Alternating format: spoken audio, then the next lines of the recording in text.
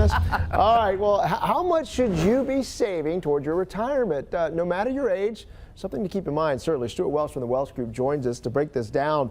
We can look at the numbers at the certain ages you need to be saving how much and then get the math, but in a moment we'll break it down in terms of applicable terms. But give us the math now. How much percentage-wise? Well, I think, first of all, the median savings in America is less than $10,000. That's not good. That's literally all age groups. Right. The younger you are, the worse it is. So that is horrendous. That is terrible. And so what we did was we ran a couple of examples. This is out of the book that we just did.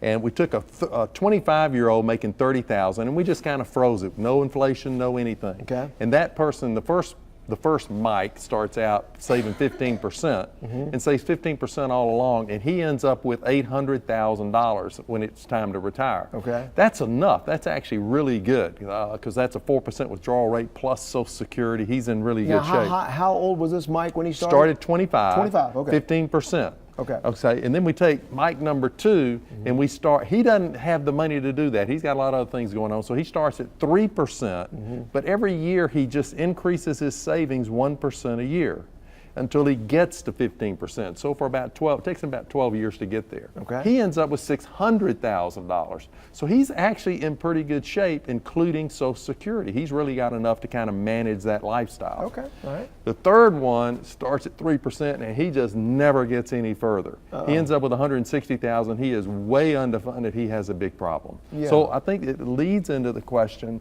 depending on your age and assuming you hadn't already started saving a bunch of money, how much do you need to be saving? Yeah, and so that's what we're looking at, and this is, by the way, some pointers that are also in your book. But so let's break it down. The folks who are in their 20s, 30s, 40s, what should they be doing? So in the 20s, if you start out in the early 20s, 10% is enough, and you just stick with 10% as your income rises. You just keep putting in more money, but stick with that 10%.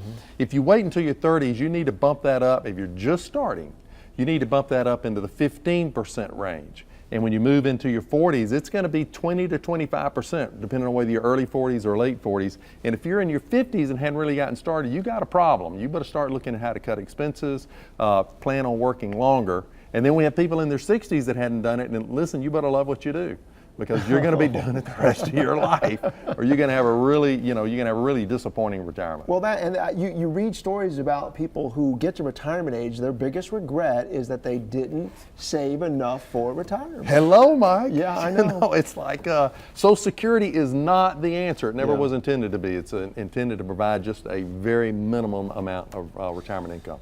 All right. Well, folks, we need to get on it, no doubt. Thank you, Stewart Welch. Appreciate it. Thanks, Mike. Little reality check there.